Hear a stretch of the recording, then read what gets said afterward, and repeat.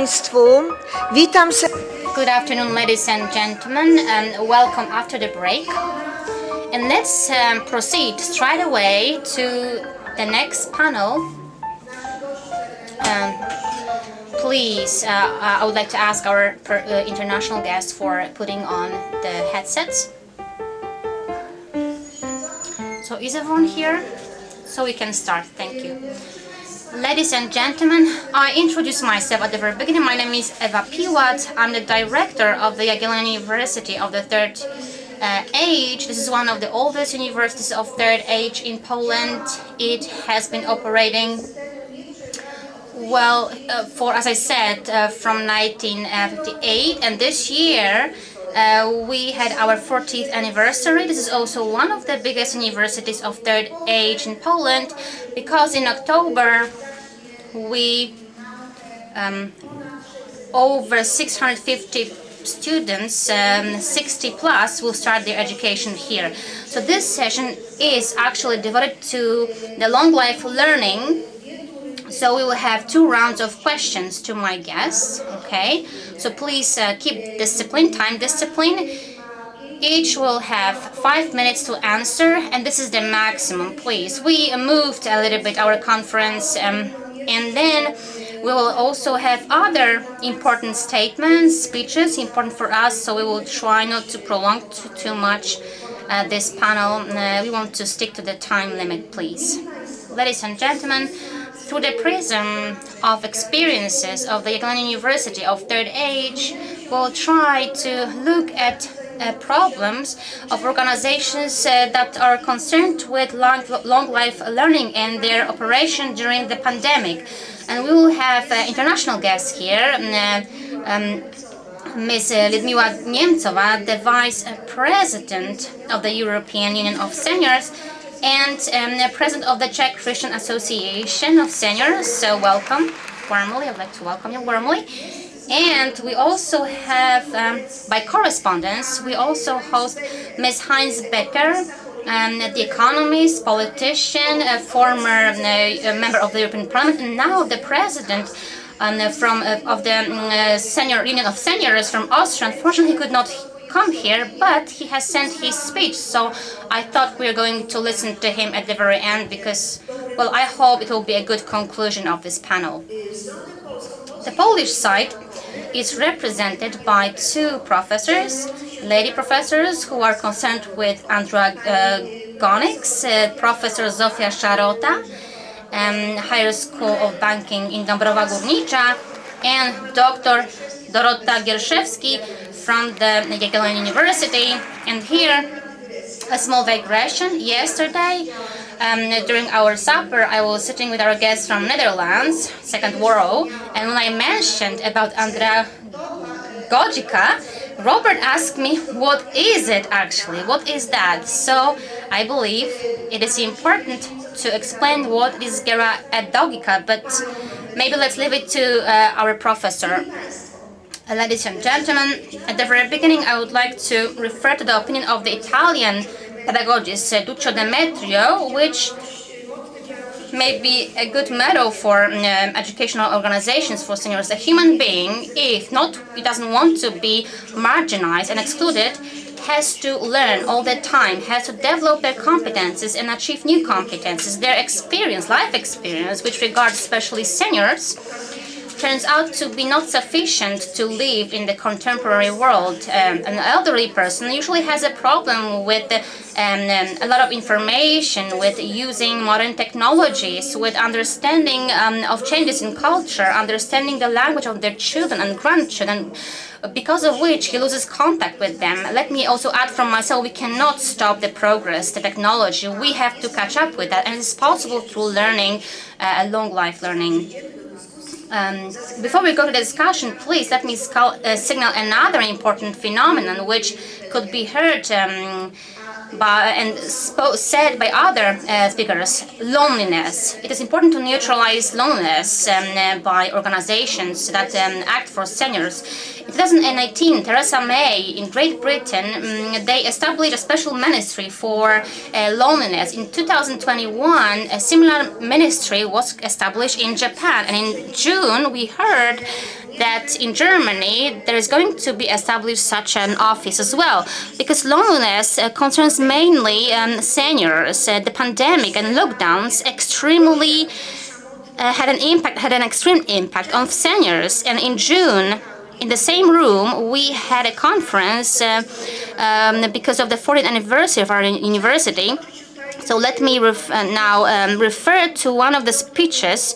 This is a neuropsychologist who said that, and she works also at the Jagiellonian University and in Krakow Hospital at the neurological department. Well, this doctor said then that never before in hospitals there had been so many seniors admitted to the hospital with sudden actually symptoms of dementia. No, they did not suffer from coronavirus. This is the effect of the isolation actually during the pandemic. So extreme loneliness, and this example make us aware of the significance of relationships and human relationships, and being among people. And this is an important role of international and national organizations in terms of learning, right, among seniors. So, ladies and gentlemen, I would like to ask first maybe Ms. Professor Zofa Szarota, the pedagogue, to have a speech from the point of view of pedagogy. What is the role of lifelong learning for the quality of life of seniors? Can such seniors learn still at this age? When I was studying, and it was at the beginning of 1980s, with a huge pleasure. Well, I can see here my promoter, actually my supervisor in this room, she's sitting here. So during the classes on psychology, we could hear that there is time for learning, for work, and for rest, right? So the brain of a senior, according to those theories, was supposed to have limited possibilities of learning of new things. So what is the position of science today, in terms of these possibilities? What is the role of learning for senior? What is the role of learning of seniors in a group of the same age? How did the pandemic change the situation of seniors and organizations that arrange education for this age group? Professor, take the floor, please. Good afternoon, ladies and gentlemen. Yeah, I feel really honored to be able to speak to you. Let me just clean the desk here. Thank you very much. Right, Professor Andra Jodica. Well, this is Ago. I lead. Jodica is a human being. It's a theory of teaching adults. Geras, a book of older people. Ago, I raise. These are educational aspects of aging processes and old age. If I need to explain more, you can ask me. I can, of course, explain in more detail. So lifelong learning, well, we all know that this is a novel idea, but at the same time a process. And this is a process that refers to all symptoms of activity, cognitive activity of a human being during their lifetime. Lifelong learning regards all models of education, which is formal education, which is right, or informal education and non-formal education. So those three, but here we also have informal teaching or learning. So a part of lifelong learning is education at a later age, which is learning by seniors, adults. And here we are talking about later life learning, which is, as the name suggests, later learning. Well, as a scientist, I promote learning at the later age as a tool, emancipatic tool, empowerment, social change among seniors. And modern or contemporary studies show constructivism among didactics, among education issues. This is one of the doctrine of the science, and it is along with critical gerontology, educational gerontology, and these doctrines assume this autonomic activity of a learner, a learning person, human being, because a person learns because they want to, on their own initiative. They concentrate on their own needs, on their own interests, passions. They construct their own knowledge through social interactions, experiencing things, education in unexceptional educational spaces or in a daily life. From my studies, I can say that elderly people are not really interested in formal education, for diplomas, for certificates. A lot of them, a lot of seniors are engaged in informal education, which is expressed in university of third aid activities, or maybe some trainings or courses like digital courses. Even more of them are grouped by informal education, which takes place in culture institutions like theaters, museums, library, in other recreational centers, whether it's village or a city, culture institutions or senior clubs. But most often we are dealing with non-formal education in life and from life on a daily basis within a family, within other groups of the same age. So these are the perspectives that Eva mentioned. This is sort of a pandemic isolation, isolating from a group, isolating from other people. So what is the role of education for seniors? It is a huge role, because if we consider education everything that concerns education, I mean learning, because learning at a later age improves the quality of life. It neutralizes enemies of old age, where we have to include loneliness, the feeling of social unnecessity, self-neglect, sadness, and lack of hope. The goal of this lifelong learning in the first phase of aging, which is young-old, I would say, is keeping the satisfactory activity, emancipation, and further development. People, even older people, old, and oldest old, they learn because they want to find daily activities, easier. Here we have a lot of people who turn 110 years of age. This is a challenge for 100 people, of age. And this is because of a lack of mobility, right? And they become dependent on other people. So this gained knowledge and this obtained skills somehow leave this human being from stress because of hard decisions, which require from them flexibility, responsibility, and activity, right? And they allow them to catch up with economic changes, civil changes, technological changes, culture, and all of them actually.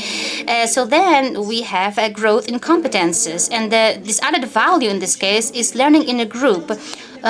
Also in online internet groups, which is kind of like a prevention against self-neglect, because in order to go out of the house, you have to dress, right? I heard another question. If can these older people learn? Well, there is a little bit, of course, yes, there is a little bit difference in this learning process between young and older people, adults and older people, but these differences do not affect significantly the effects of learning. Among people with the positive aging, actually, we can observe a well-developed need of affiliation, knowledge, and people affected by a disease, they more rarely take on some educational activities, but it doesn't mean that they don't have these needs. They do need it, but they don't have effort. They don't feel strong enough to actually fulfill these needs. Current studies show that this intellectual activity is possible, but actually is necessary at a later age.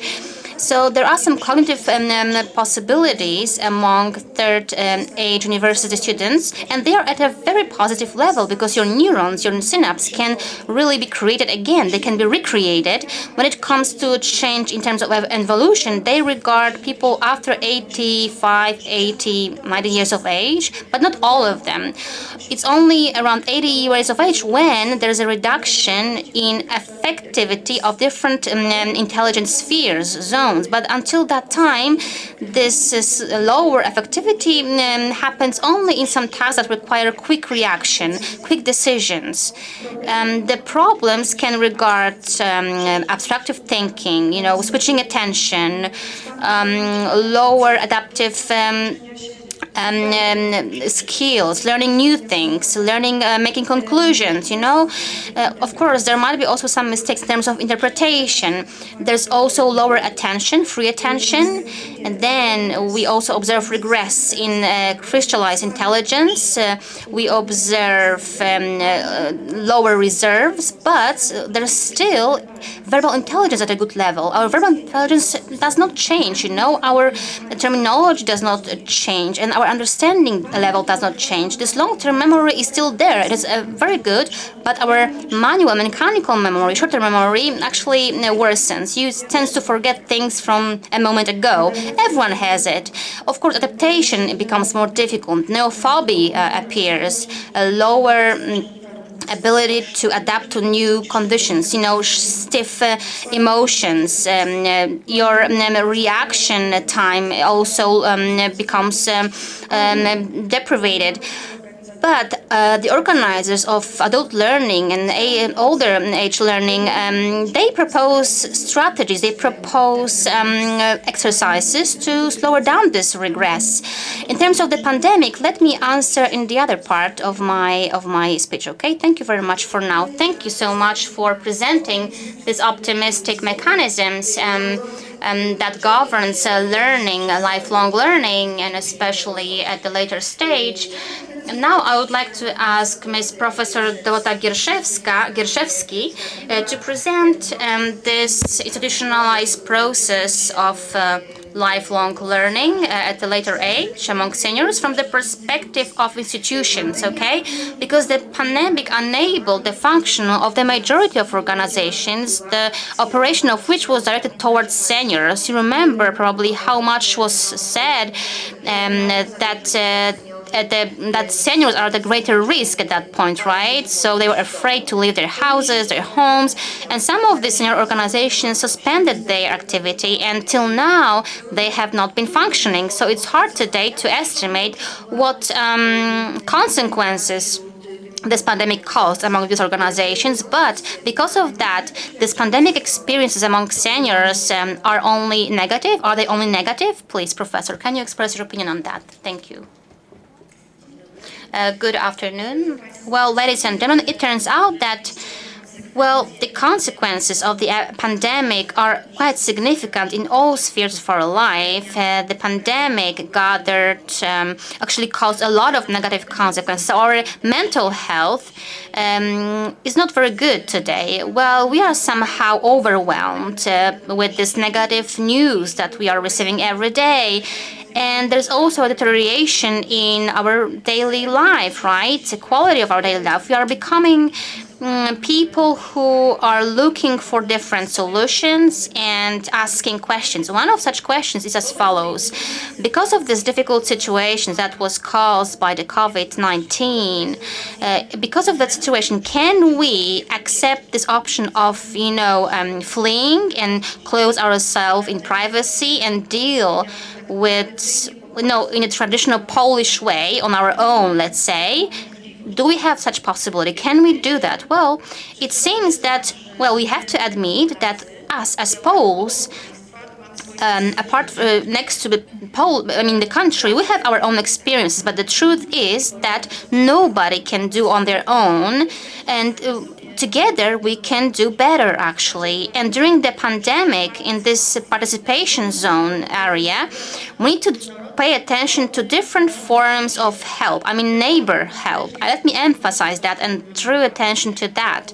Because when we are in need, solidarity became something different. Because the pandemic showed that we are all combined and individually we are defenseless. We become more empathic towards others when we imagine that we ourselves could be in the same situation. And so there's an answer to this question: how to fill in this gap in a situation when the market is cruel and the country, the state, is unable. So this gap can be filled in by our human solidarity. And I'm talking about solidarity in a group of people at later adulthood.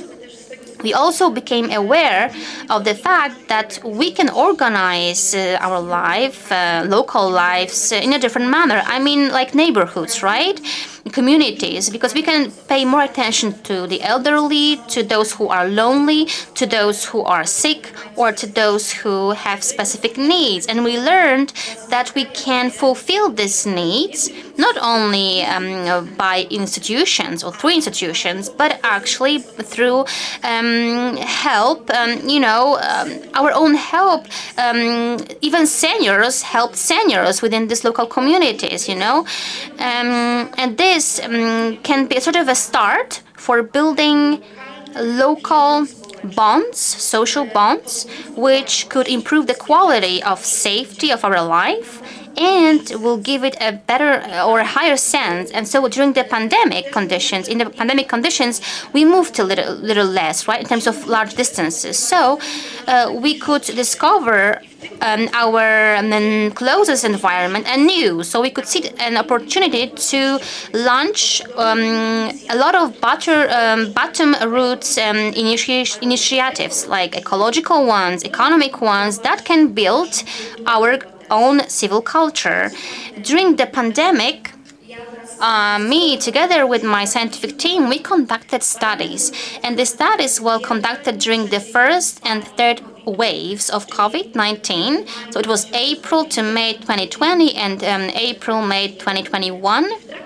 And during the studies, we posed a question: how this level of community or work for others or help for others, how is it related to the feeling of solidarity, and how does it build this community? Another question that we posed was as follows: to what extent in this situation that was caused by the pandemic, this community or acting for others and help, to what extent are they these indicators of feeling solidarity? And what did we find? Well, gender, age, and the civil status did not have an influence on social solidarity, but we reported an increase in activity for the benefit of others, an increase in help in the third phase when compared to the first phase.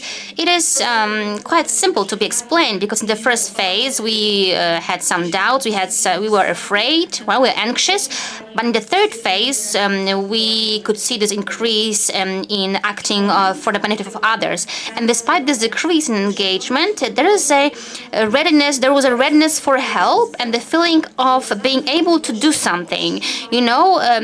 We can get something, but we can also give something to others, give help to others. So there was a kind of like a habit that became stable for the benefit of others, to help others. And here, let's add that in Poland, we have a very specific situations. The lack of systemic solutions in the first phase, it also explains that Poles were more engaged in the first wave of the pandemic. What did we find? During the analysis of these results, it was reported that our own interest did not exclude the activity in a community or in collaboration with others, which serves a better efficiency, right, in other actions. So this gap, which is created somewhere, can be filled in by seniors through activities, bottom roots activities, for the benefit of creating local structures and building this social civil culture. And so all these results, we need to refer here also to some correlations in this period, of the feeling of solidarity. This feeling of solidarity was positively correlated with this community and acting for others and helping others. And so, just to explain the situation, we can say that longer attention on pandemic, long focus on and long emotions, they strengthen our belonging, the feeling of our belonging. And as a consequence, people became ready to act for the benefit of others and for the benefit of helping in general. And I believe that this is a positive consequence of what was left by the pandemic, and it is worth building on it when thinking about seniors. Thank you.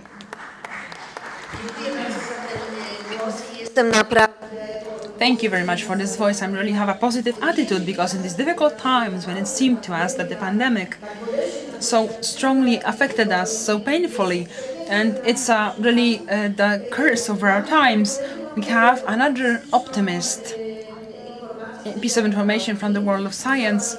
Here I found from what Miss Professor mentioned, one of the sentences, nobody will cope alone. And the community has shown to us its meaning. Fred has developed a community, and this for sure is very positive, which we have not expected. Dear ladies and gentlemen, we just listened to two presentations of Madam Professors who professionally deal with the pedagogy of people, adults and elderly. Now I want to kindly ask a practitioner, Miss Dr. Ludmila Nensova from Prague, Vice President of the European Union of Seniors and Vice President of the Christian Association of Seniors, and ask her about what are her experiences, the experiences of the Czech organizations, and also which are dealing with the education of our southern neighbors. Thank Ms. Director, 5 minutes for you, please.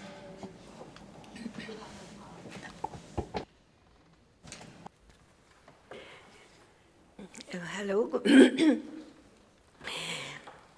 Hello, good afternoon. I have been receiving the question about the Czech Seniors Organization and about the institution in the Czech Republic after the pandemic situation. I shall be very clear. First of all, I would like to say that there is a convergence between the East and West, Eastern countries and Western countries vis-à-vis the seniors population. In the Czech Republic, we have been discussing very much what we can take from this pandemic situation. And there was a lot of discussion, a lot of conclusions. And the first conclusion was that the digital technology is very important for the population, and that the seniors should not be apart from this process. Naturally, that after the pandemic, the seniors started to learn more to work with internet and with the other digital tools. There are a lot of organizations receiving some financial support, even free of time, to learn the seniors how to manage with the internet, with video, with smartphones, etc., etc. I think that it is a very positive reaction to the pandemics. The people take also in consideration that we should avoid to be alone. We should avoid the loneliness. And for this reason, we should be in touch with other people. And we can use the internet and the digital facilities. I can say, secondly, that many organizations, without knowing internet, online meetings, etc., stopped their activity after pandemics. It was especially the organization with knowledge or with some effort to learn the seniors to be present and to use online online communication. I can give the example of my organization, a senior Christian organization, where, first of all, the people refuse to do it, but nevertheless, we try to learn them online communication and me to be present on meetings, video meetings, and actually that's very fine, and the people are very proud of it.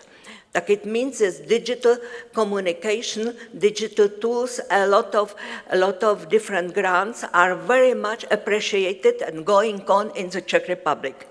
Secondly, I would like to say that we are thinking very much about the resilient society, even the senior organizations. We know that this pandemic could be repeated in another form. And the people, especially the seniors, should be prepared for it and overcome all the obstacles. And to be resilient, it means not only physically, but also psychically. And for this purpose, it is a long life or life learning process. And I can say that many people, many seniors ask for courses, ask for some help to follow and to ask for knowledge, new knowledge, etc. And I think also that this is very positive for future. And I would like to say that maybe 2 days or 3 days, I was with a group, the senior, with the group of the Czech seniors, to the Czech president, Mr. Zeman. And we gave the same question. We asked him, what do you think about the post-pandemic situation and how to overcome this post-pandemic situation? And his answer was, first of all, in general, about lifelong learning, etc., etc. And he told, you should show the concrete example of people, not only to speak in general, but to show the concrete actions and the concrete people, because we have a lot of outstanding personalities and really normal Czech people who are very strong and psychically very strong, ethically very strong, and they can and they could overcome all the situation. And I was very glad to hear it. Third, I must say that also several days ago, we have been organizing in the Czech Republic, it's a conference, senior conference, if the European Union is standing on the rock or on the sand. It was really a very challenging title. And what was the conclusion? That, and I think that one lady referred about it, what is the most important for us, and in post-pandemic situation, etc., in the very difficult situation, we should stay on the value system. We should not neglect the value system. It means solidarity. It means human rights. It means trust among people. And it means wisdom, for instance, etc. And it is the most important. And we know that the people can overcome everything if you are very strong in the value system. And I think that's all I shall speak later on. Thank you.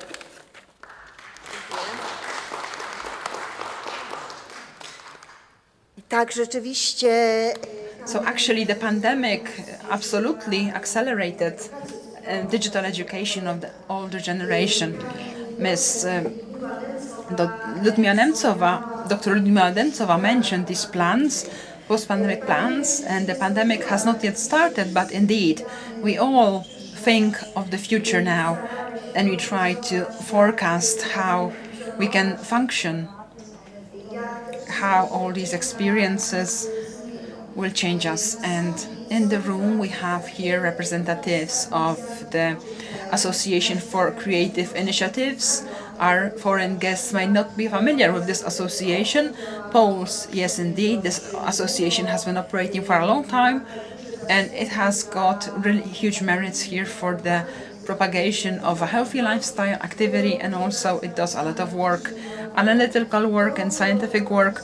This association has prepared recently a report. Perhaps there will be an opportunity to at least partially present a fragment of this report. A senior in 15 years. What will be the profile of a senior in 15 years? I don't think we shall run so far into the future, but let's think how this pandemic has changed single persons, single seniors, and especially those who learn, the seniors who learn. I would like Ms. Professor Zofia Szaruta to take the floor, and basing on her own experiences and her own thoughts here, if she could please tell us something about this topic. Not only my thoughts, but research, which also I have been running, similarly as Professor Gierszewski, twice, how the experiences of the pandemic will change the seniors. Will they change them at all, especially those who learn? We know that the pandemic brought a lot of negative phenomena. We already mentioned that they referred to, above all, the sphere of emotions, social contacts. A little bit of data. Nearly 60% of people aged 60 and more in Poland declared that their mental condition is worse than before the pandemic. What appeared? Fear, existential fear, anxiety, which affected nearly 80% of the population 60 plus. These people have presented escape mechanisms, isolation mechanisms. I want to ask technically, because Miss Efa is much lower than me. I put up my microphone, if I may, in this, it was not comfortable for me. It's not due to this fact, but due to the television broadcast, you know. Microphone, I've got the microphone in my eyes, okay. So if you can hear me, that's okay. So the pandemic closed cultural institutions, the ones which were operating for elderly adults, and their users really experienced that very strongly. In the margin, I want to say that among us, we've got one of the participants of those studies, I won't say who, and people who are elderly close themselves in their home, the basic needs, undue and deprivation, above all the need for safety, security, bonds, contact, relationships.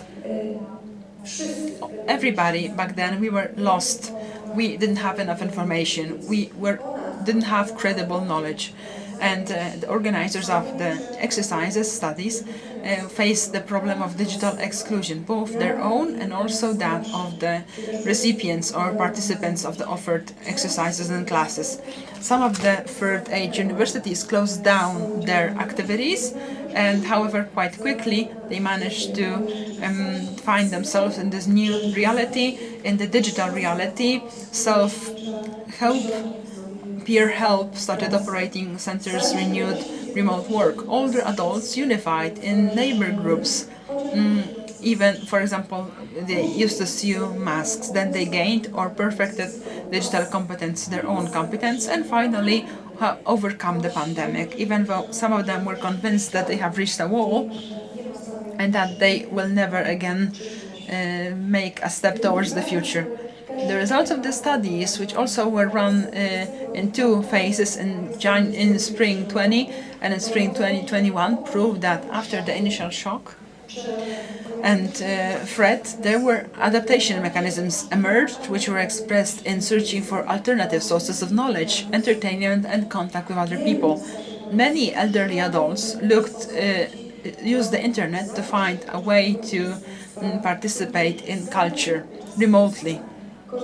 And they use remote exhibitions, concerts, interactive lectures. I have been conducting such lectures myself many times.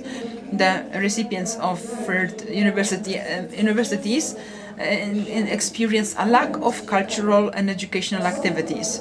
The persons who prefer to be at home, not attendees of third-age universities, did not signal such critical changes. the base for their interests were at home. I mean, the people who like staying at home. Nevertheless, everybody indicated critical events, uncertainty, isolations, loneliness, helplessness, fear of the future, longing for normality. And participants of my studies have gone a long way from the face of shock and losing the sense of personal security through familiarizing with the future, which was expressed in adapting to the recommendations of the pandemic, especially hygiene, distance, social distancing, to up to finding and discovering and undertaking new forms of activity, which was like a rebirth for them. The actually narrators, all of them, narrators used IT solutions, broadly described their interests, new activities, intense use of social media, films and YouTube, and also drawing knowledge, culture, entertainment from the resources of the web. And they also mentioned remote work, their own remote work, and also creativity, which they practiced, for example, by recording concerts, mini recitals.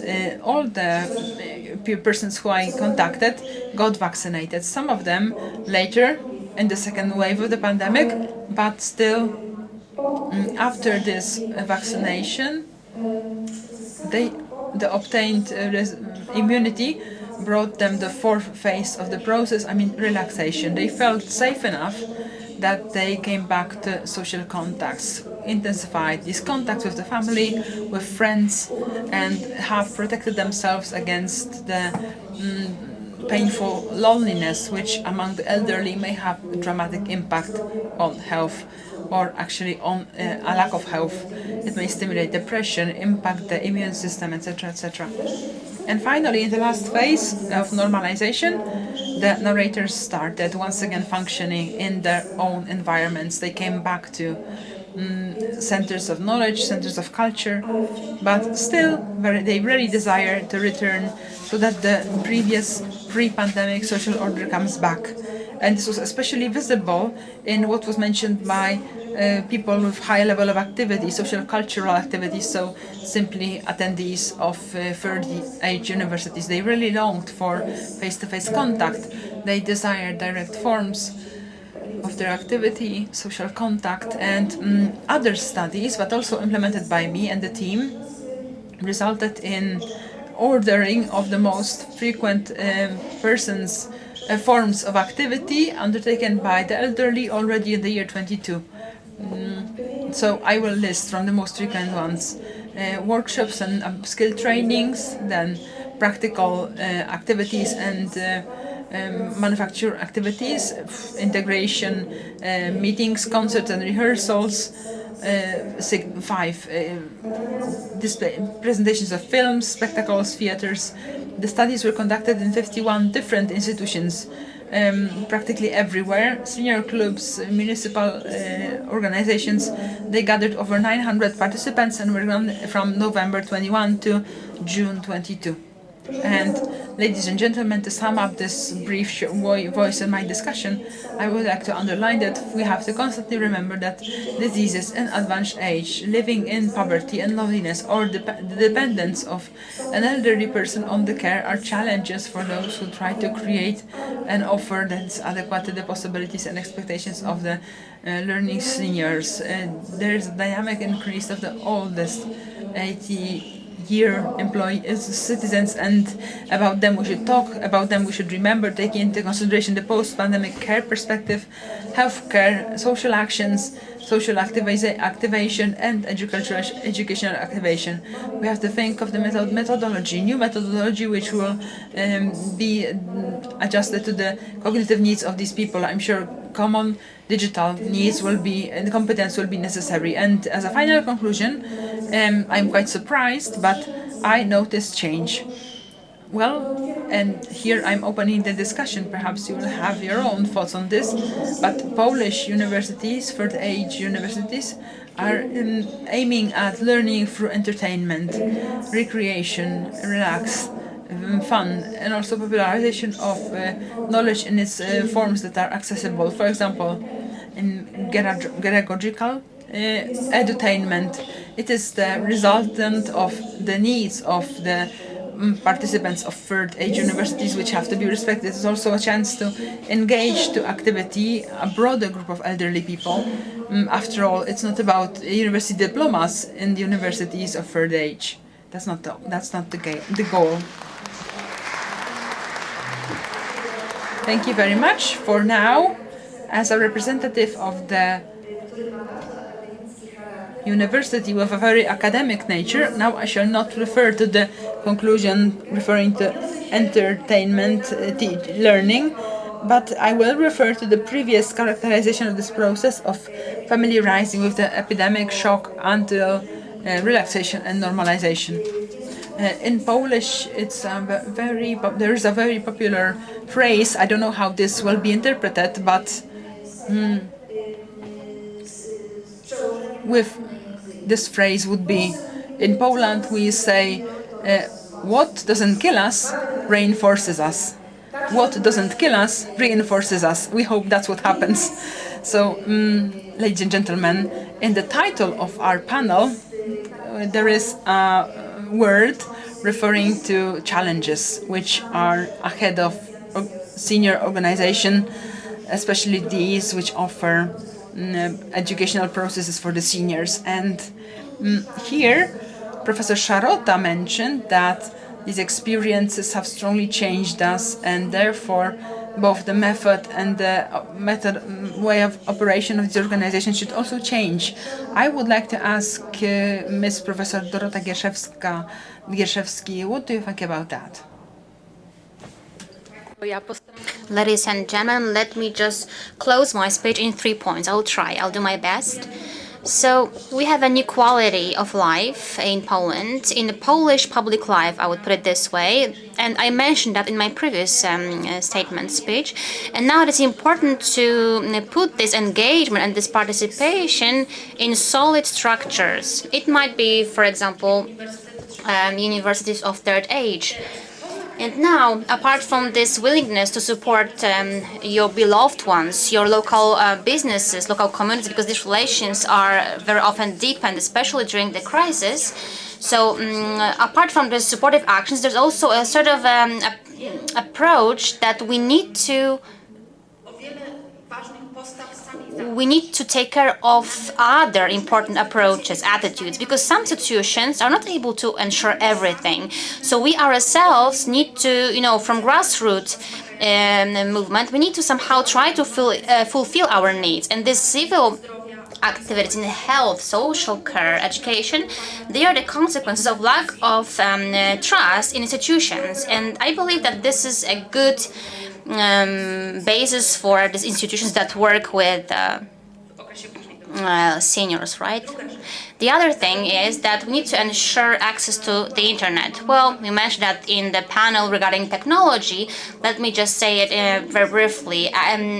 Ensuring access to the internet during the pandemic, well, the whole world actually moved to the internet. So from that moment, since then, we have been living in a digital remote society, and the manners of using these technologies that we are going to to work out will stay with us for longer, for good and for bad. And here it is important to use the internet as a kind of collaboration technology and open exchange technology.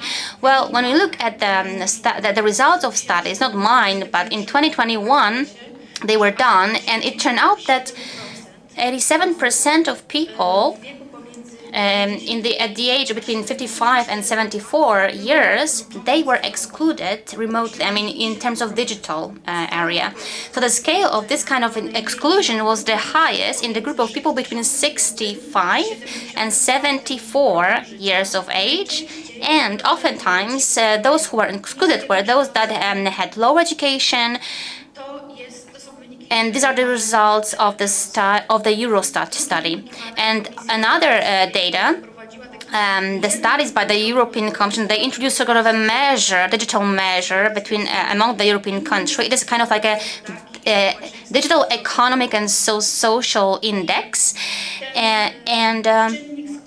this indicator consists of several dimensions. There's human capital, connectivity, integration, digital technology and digital public services. And what was reported is that in the results that were, the studies that were conducted in the European countries, the value of this index in Poland shows the necessity to intensify activities in the scope of digital transformation. These studies were conducted in 2021, and in 2021, Poland had 24th place out of 27 member states. This is not a good place, not a good position in the ranking. It is a place to emphasize, once again, that ensuring access to internet is not enough. It is important also to have digital competences among seniors and society.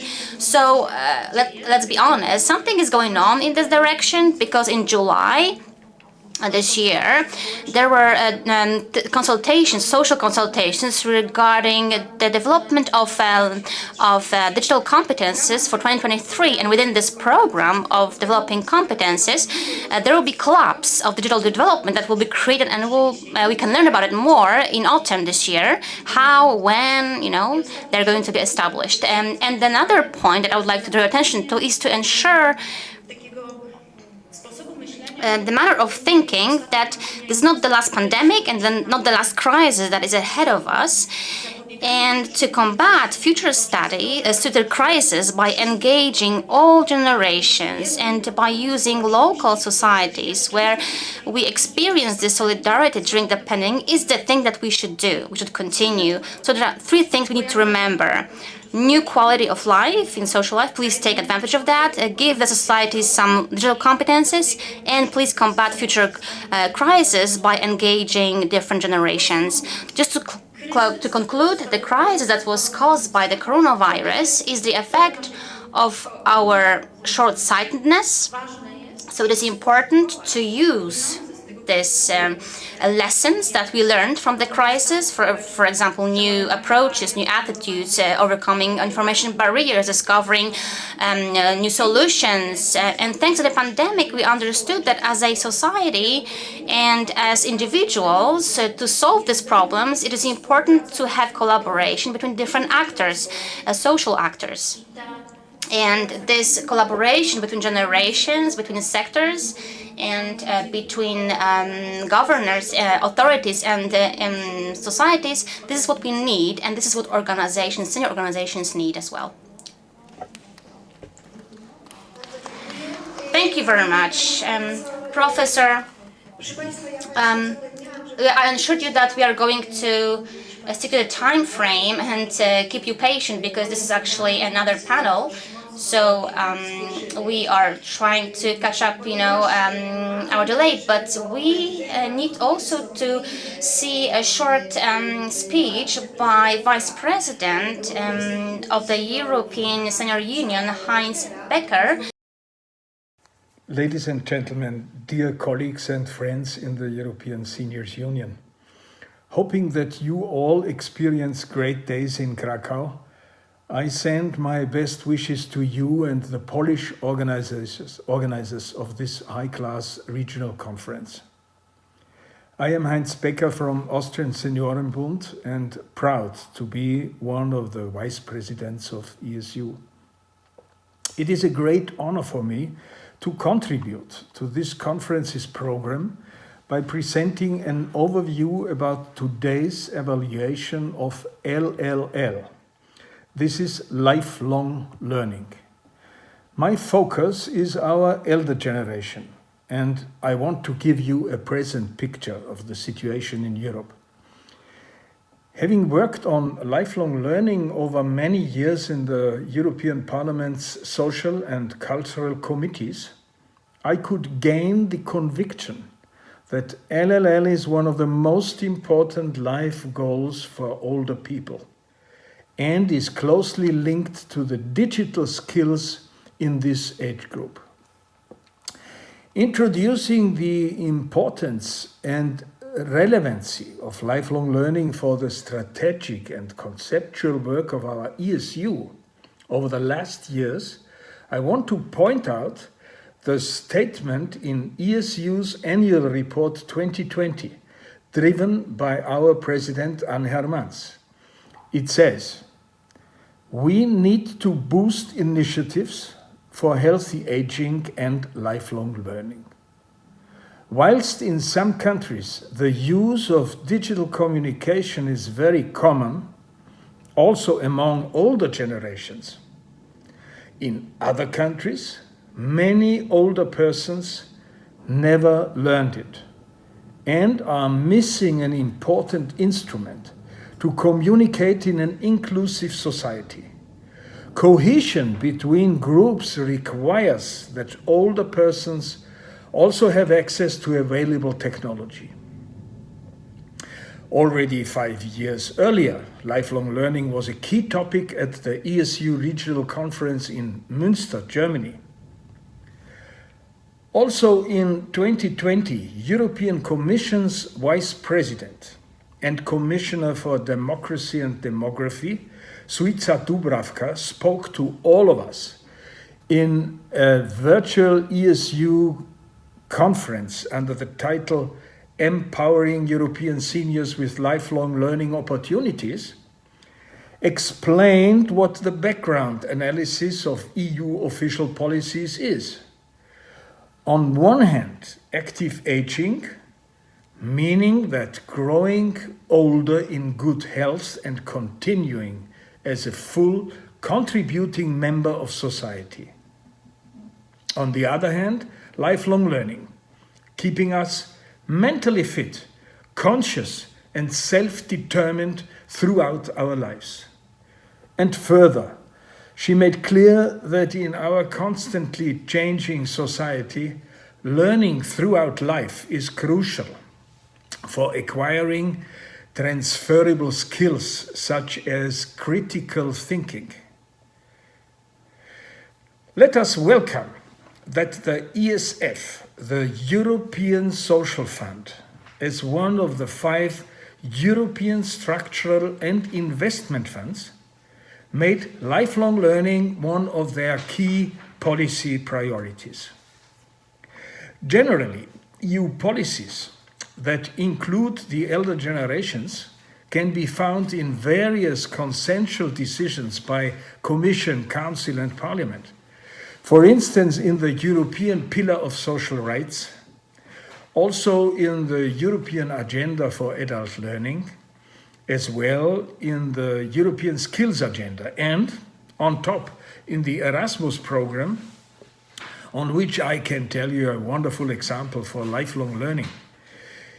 In 2018, a Spanish 80-year-old student of history won an Erasmus scholarship to study in Verona in Italy.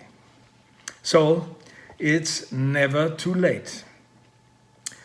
Erasmus brings us to an intergenerational impulse, which the Age Platform Europe is documenting in the European project eScouts, aiming to innovative learning exchanges between elderly and youth volunteers, centered on the development of the digital competencies of the eldest.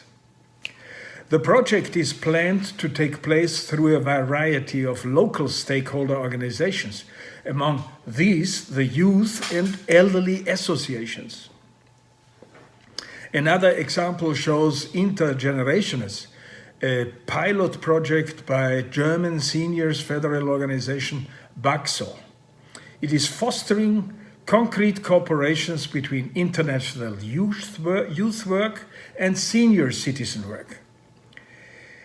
Targeting to support LLL, you can, among others, study the details of the Center of Lifelong Learning in Prague or the EU project Evita with a game-based learning concept.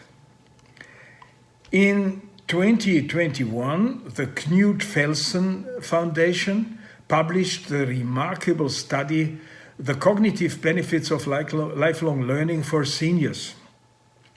It is proving that, contrary to previously held beliefs, cognitive abilities do not necessarily decline with age. Lifelong learning offers many benefits for senior well-being and can enhance mental and intellectual wellness. In another study published in the Journals of Gerontology, scientists found that older adults with average age of 69 who participated in courses like Spanish language and music composition showed remarkable improvements in working memory and episodic memory. Researches like these support the cognition how important life learning is for our mental health and wellness. Why is it so important for seniors? Cognitively stimulating activities like reading, watching documentaries, and getting out to explore the world around us offer the following wide range of benefits. First, increased neuron generation. Lifelong learning has been found to stimulate greater neuron generation and connection in the brain. Neurons are responsible for sending information throughout the body, and when this is improved, it positively affects memory, attention, thinking, and reasoning skills. Second, reducing risks of forms of dementia. This greater neuron generation can maintain and enhance brain health. Activities like learning a language or mastering a new gardening technique are cognitively stimulating and can reduce your risk of Alzheimer's diseases and other forms of dementia. Further, it can decrease muscle tension and blood pressure, lower stress levels, then can help you better cope with challenging situations and changes in life. And third, more socialization. One of the best parts of lifelong learning is it can be done with others. Learning courses, discussion groups, and book clubs can spark social interaction that is intellectually engaging and helps to avoid depression and isolation. As a general resume, these studies simply say that our golden years are the best time to continue learning and to explore our interests. That makes lifelong learning a must to step into it from now on, with no delay. My former colleagues in the Lifelong Learning Interest Group in the European Parliament had summarized their analysis in terms of digital education, that the lifelong learning approach receives an added urgency and called member states to include that in their future politics. Let me please place a short personal remark. It was no coincidence that ESU had chosen exactly this key topic of digitalization, consequently as the focus of the recent ESU Summer Academy in June in Vienna. EPRS, the European Parliament Research Centre, pointed out the importance of lifelong learning on EU level, as the European Commission launched the idea of establishing an European education area by 2025 to help all Europeans of all ages. Supported by Europe's Recovery Plan, Next Generation EU, and the Erasmus Plus program. The European Commission will link a network of national coordinators who exchange best practices and works with associations, networks, and labor organizations to promote adult learning for all age groups. We may motivate our ESU member organizations in all countries to take part in this great initiative. Parallel to that, the European Parliament defended the budget of the new Erasmus Plus funding program successfully, as this is the #1 educational tool that help participants acquire these skills. On another level, in the European Agenda for Adult Learning, the European Commission hosts the e-platform for adult learning in Europe, ePale, a multilingual online space that brings together communities of practice, a resource center, an events calendar, and a partners search tool. Let's just have a short look to my home country, the National Plan for Lifelong Learning in Austria. It answers the question, what does lifelong learning bring? And the answers are, education and lifelong learning help older people to take part in social life and shape their own lives. Older people who continue their education acquire new knowledge, make new friends, and broaden their horizons. The mental stimulation improves memory and has a positive effect on health. And in addition, adult education can contribute to coping with change, maintaining independence, and developing one's personality. This means lifelong learning is the basis for maintaining mental abilities. However, one-sided activities, such as only crossword puzzles or Sudoku tasks, are not enough in the long run. It needs a variety of impulses that stimulate thinking, perception, and imagination with a positive effect. For instance, learning foreign languages, dancing, learning an instrument, or studying. This continuous mental and physical activity reduces the risk of dementia, improves mental and physical well-being, and contributes to social integration. I have found an elaboration by a Californian organization named Family Matters, who defines very nicely how to start lifelong learning in a non-intellectual manner, in a very practical way to be realized for everybody. This example shows some easy ways to introduce seniors to new skills or hobbies they may enjoy and start their individual path to lifelong learning, such as enrolling in a painting class, cooking new recipes, actively practice a musical instrument, making minor home repairs, engaging with new technology, performing yoga or meditation. You can see lifelong learning can make much fun, and the rewards are well worth all these efforts.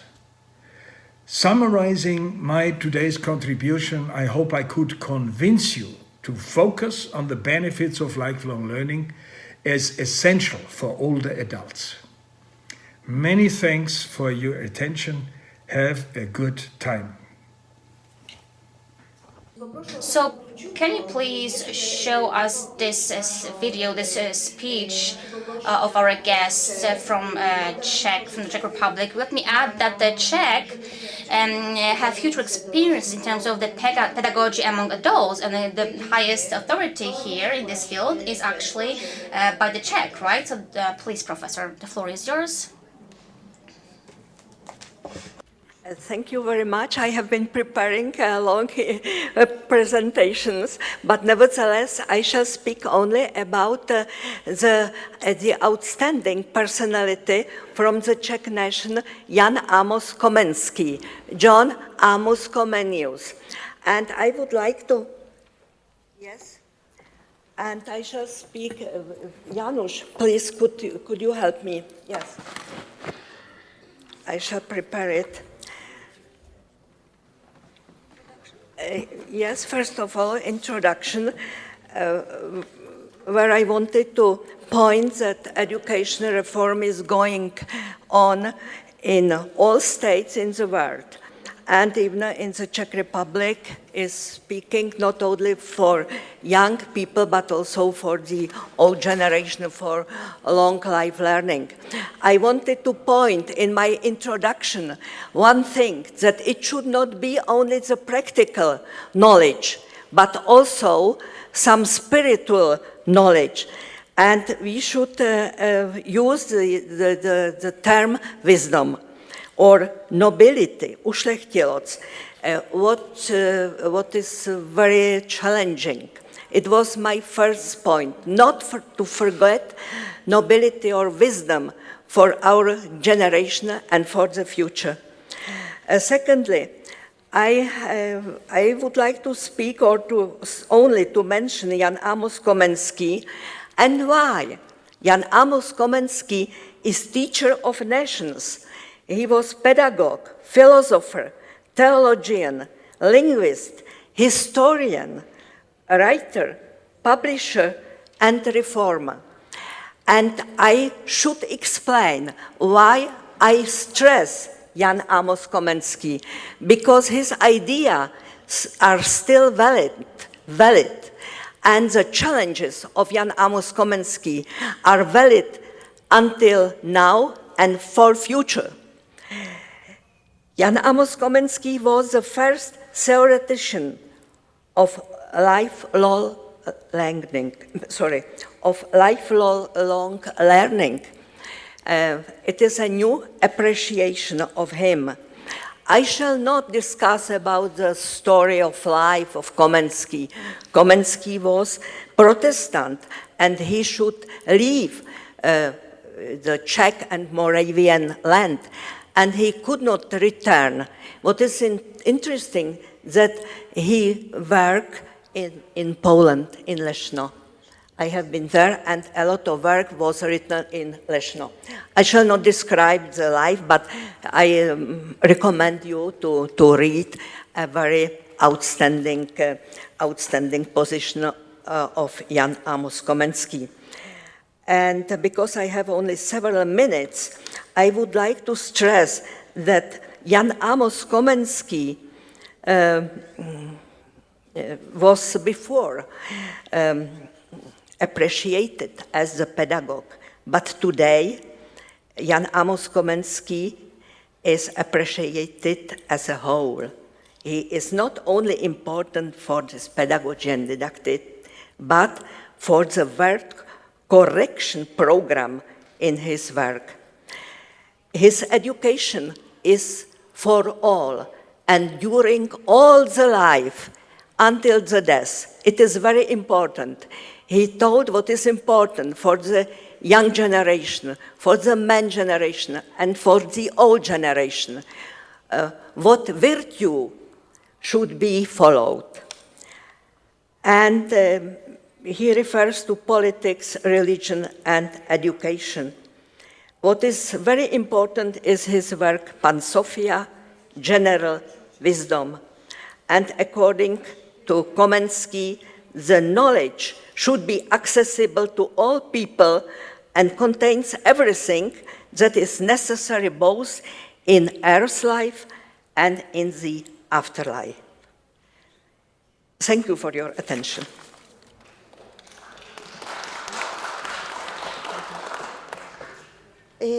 Proszę Państwa, Ladies and gentlemen, thank you very much, Professor, for your speech. And let me put it this way. When I was preparing for this panel, I was really happy because of the presence of Heinz Becker. And as I said, he's an economist, because I thought that, well, all the organizations, senior organizations, need to operate with certain support. Older people cannot cope by themselves in terms of financing their activities. So remember, the pandemic was really painful for us, and maybe our foreign colleagues did not feel so much the impact of war, the consequence of war, as we do in Poland. But please understand us, the war is just next to our borders, right? We are the front country. And additionally, we also have experienced a lot of bad consequences during the Second World War, and all this affects our mental health, the mental health of all the societies, and including, of course, seniors. And at this point, we are experiencing the third factor, which may cause this activity to become very hard, but even maybe impossible. This is an economic crisis, inflation, how these high prices will affect the operation of senior organizations. We have such signals, really, from some organizations, some foundations, that they are struggling, that the costs of energy, power, or renting of different rooms are so high that they may not even start this activity. So it is so important. And yeah, I would like to leave you with this reflection, okay? Something that doesn't kill you will reinforce you. Is it true? And these factors that make us make our life more difficult, senior organization more difficult, there are not many of them, right? Can we struggle with that? Can we deal with that? Can we be successful in that? Thank you very much for your attention.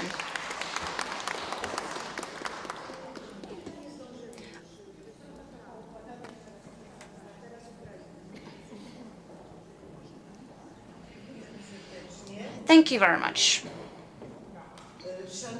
Ladies and gentlemen, I have a proposal, and I would like to ask you accept this proposal. We would like to, as I said, end our conference according to the agenda until 4 o'clock, 4 p.m.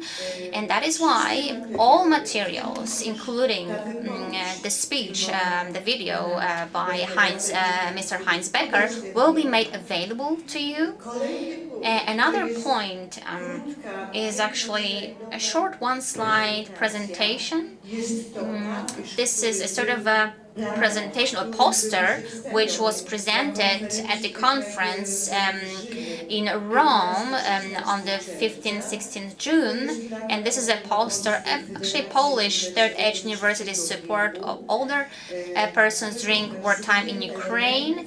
And here we have some elements of collaboration between universities of third age, but also in collaboration with the Polish Senior Union, with German organizations, humanitarian organizations that supported seniors from Ukraine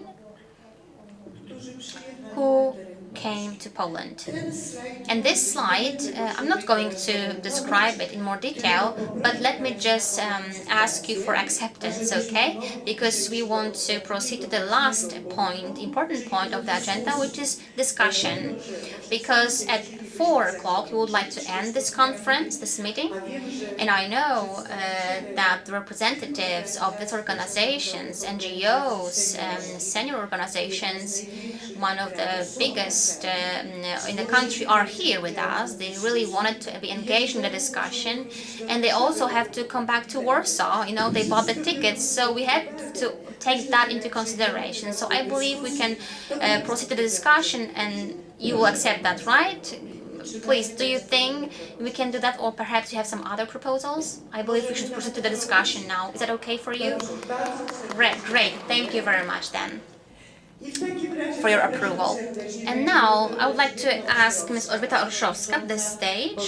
She's the president of the Polish Pensioners, Disability Pensioners and Invalids. It's the biggest organization of seniors in the country, actually, and she's going to say more herself. I also asked, I would like everyone who would like to take part in the discussion I would like you to end your question or comment with a conclusion, okay? I mean, a conclusion that will be one of the elements to conclude, to sum up this conference, please. And we also have other people, Dr. Maria Żałka, she's also with us, please come to the stage. There's also Professor, the representative of the Commission for Older People at the Ombudsman of Civil Rights in Poland. Another person who wished to take part in the discussion is Ms. President Marzena Rudnicka, the National Economic Institution, Senior Institution. So we're talking about silver economy, we're talking about seniors who would like to continue work. And then we have Małgorzata Stanowska. Ms. Stanowska, yes, here you are. So she represents the Association of Creative Initiatives, EUC, the studies of which we talked about their studies, and here we also have Paulina Ruta, who would like also take part in the discussion, the president of the Polish Association of Nordic Walking. I'm going to ask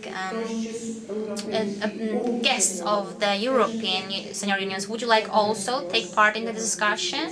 Would you like to come to the stage, please? If you would like to, please let us know. Okay, so now let's proceed. If not, and if there are any voices from the room, we'll of course take that into account.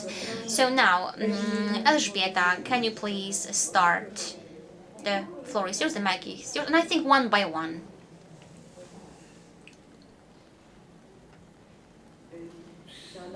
Ladies and gentlemen, dear chair lady, it's an honor for me to be here with us. Thank you for inviting me to this conference. I have to say that this task is very ambitious for me.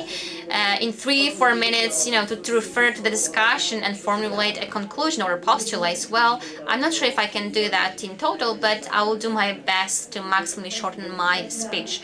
Ladies and gentlemen, I would like to talk about senior activity, but from a different perspective than what we're talking about.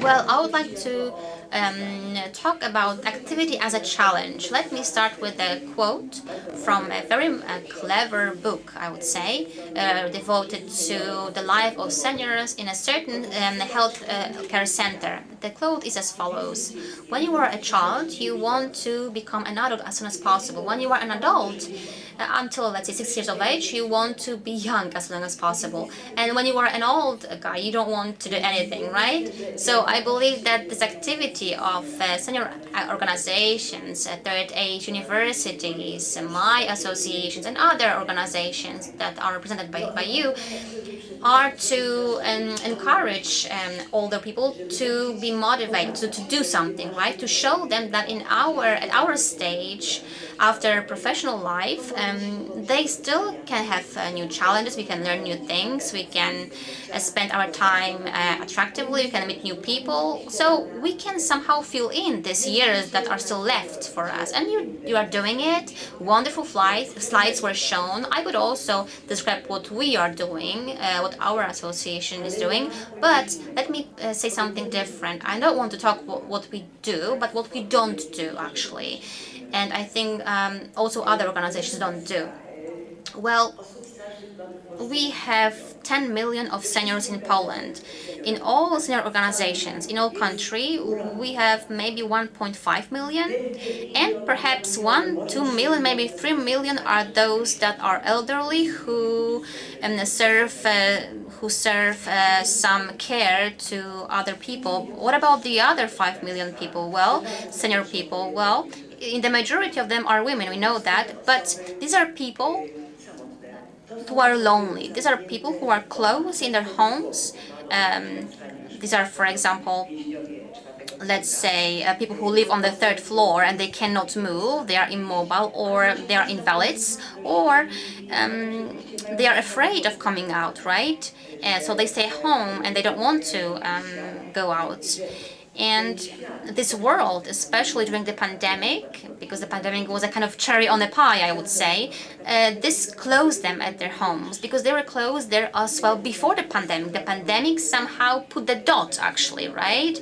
That overnight we actually were closed, but they were closer anyway before the pandemic. So what about these 5 million people who are not in the organizations? Can we access them? I think these are the ones who need our support, our activity, our help, and the hope hope that life may not be pointless, that you can't say, oh, I don't want to do anything. No, how to access them, how to get to them, that's a challenge that we have ahead of us. So these people, and we have talked about exclusion, digital exclusion today. Yeah, it's a problem, it's an issue. But digital exclusion at this point means also social exclusion from life, because the majority of our life actually means digital life in terms of, let's say, tax payments or shopping. All this is done online via the internet. Banks oftentimes don't have branches. They close their branches. They actually have everything online. So what can they do? All this comes to the internet, right? A few millions of people, of our citizens, Polish citizens, are excluded from this life. I don't know if we are aware of that fact and what it means actually in reality. And among these 5 million included, let me also talk about that, because with education I talked about it. Well, there is also a group of seniors, doubled excluded. These are women. These are older, elderly women, lonely women who are excluded also economically, because oftentimes their pensions are 30% lower than males' pensions. So please imagine a situation of such a woman out of this 5 million, right? Because let's say the man or the partner or the husband actually dies, right? And then she lives at home. She lives at this home alone with this low pension. What about these women, these poor women? So I believe we have to know that people. We have to recognize them, and that's a challenge for all of us. I don't have a ready-made prescription for that, how we can do that, but I believe we have to look for the solutions, how to access to these people who are there closed in their homes and who are, I believe, waiting for something, who are waiting for maybe some kind of like a hope that this life can still be interesting, maybe something good can happen to me, you know, to have something, some goals. So if I were to, let's say, conclude this short statement, well, I would have two conclusions. One, it's about all of us. So, I mean, representatives of the senior organizations, representatives of foundations, of representing seniors, and we need to be aware that we should be a voice not only of these 2 million active ones, but we should go out of this bubble of these active people who go to the third age university, who go on trips, who take part in these events. No, let's note of the other ones, the remaining ones who are close at homes. This is a huge challenge for all of us. And another challenge regards perhaps it refers to the government, the authorities. Well, at this scale, with this scale of low digital competences among seniors, and what I talked about, the sort of a life that is happening online, people who not use it for many reasons, they can't physically use them actually. So that is why I think that I'm talking to the authorities now, that maybe you should create a sort of public program to improve digital competences among seniors. That should be a priority program of social policy, economic policy. It's not social policy only, it's actually social economic policy that regards all of us, the whole society. We cannot cross out 1/5 of the population and just put them in the margins so that they are lonely and die in this loneliness. No, that's a challenge for all of us. And just to conclude with some optimistic information, because I'm aware that what I'm talking about is quite negative. Let me say that the Minister of Digitalization, they announced actually the competition for senior organizations, senior clubs, right? Senior clubs. So probably it's not enough, it's not sufficient, but I believe very deeply that this is the first step on the way to public or more public digitalization of seniors, to put it briefly, to improve the life of all of us, and including all of us, whether who are over 60 years of age, and included in this social life in all its aspects, which I wish you all actually, and also those that are not present here. Thank you very much.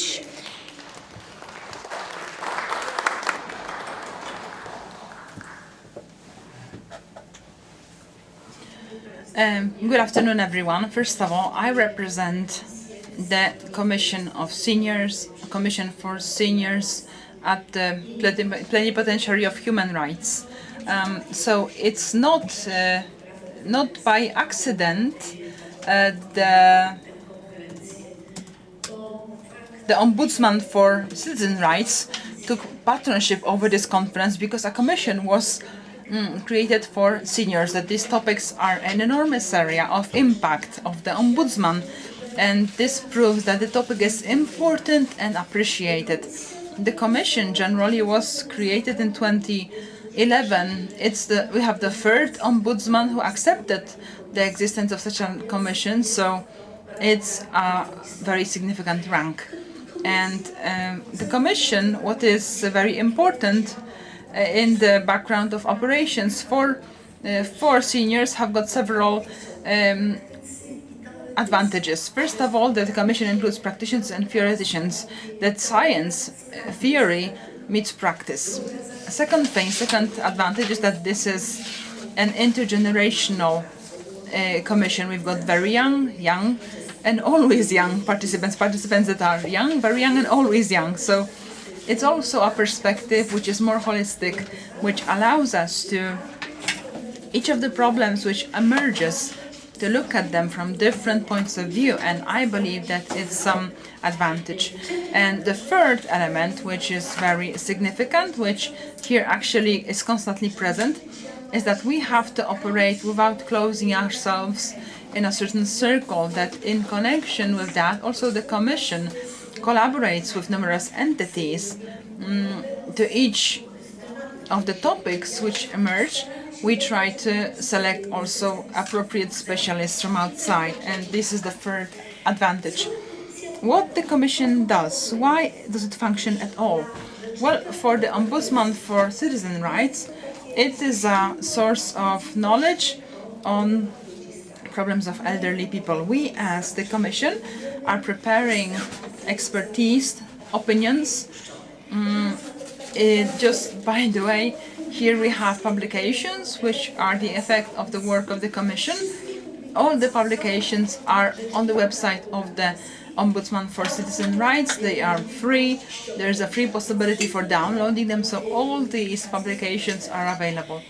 And we, as the Commission, are preparing expertise opinions which frequently become publications. We suggest changes, systemic changes. So if there is a signal we have some signals about that there are certain solutions that possibly require the engagement of the Ombudsman, we signal this. Moreover, we prepare also certain material for presentations, so we also provide material which the Ombudsman uses in his general presentations. Above this, we can also indicate areas which are not regulated and which we consider that they should be the subject of interest of the Ombudsman.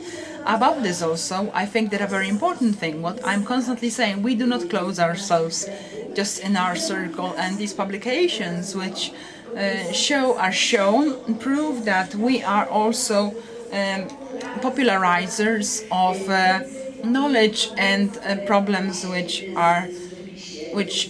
we face. And what is the area of impact, area of interest of the Commission? Well, it would be easier for me to say what we do not discuss, but there are so many topics. But the things that are worth to be underlined, above all, first of all, we had the diagnosis. We've got two enormous diagnoses of the situation of seniors in Poland. And this was the basis for solving various problems. We were dealing and we are dealing with broadly understood violence, so not only the physical violence but also mental violence. All these elements which are connected with violence. We, in a moment when there were changes in the system of healthcare, we signaled that seniors are starting to be excluded from the system of healthcare. There is no geriatric word, so the whole area of geriatry we were saying, and I think it's something beautiful which is not really mentioned often enough. We pointed to the method of communication of the surrounding with the elderly, the so-called elder speak.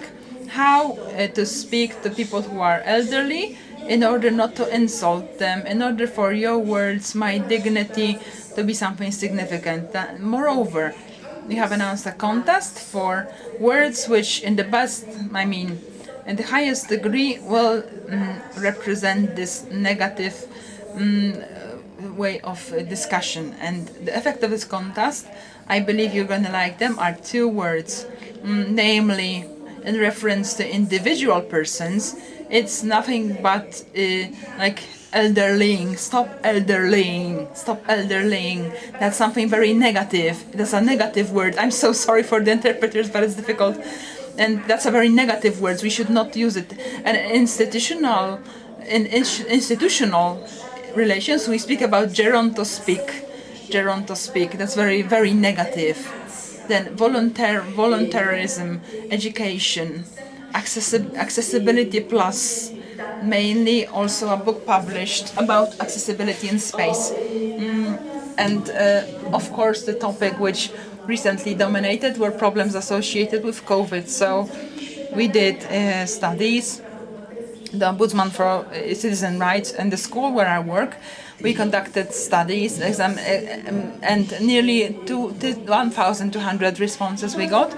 And what you mentioned here, this total exclusion of a part of the seniors, we have been analyzing how the eldest seniors who were first were supposed to be vaccinated but had to register via the internet. So this was, please also be invited to our report. It was one big failure.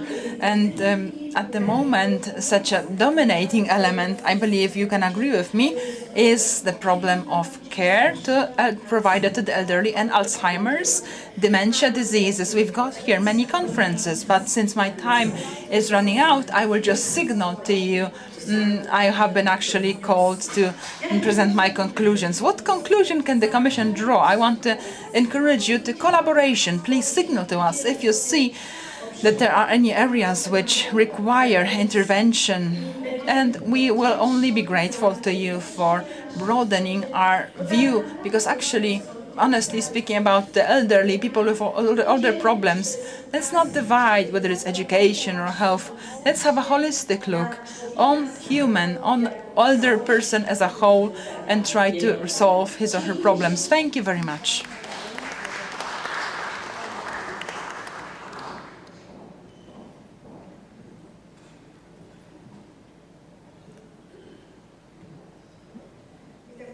I want to welcome you all, ladies and gentlemen. Good afternoon. Thank you for the invitation. Thank you for allowing me to say a few words, especially that I had a range of conferences and I have a conclusion today to present, very fresh conclusion.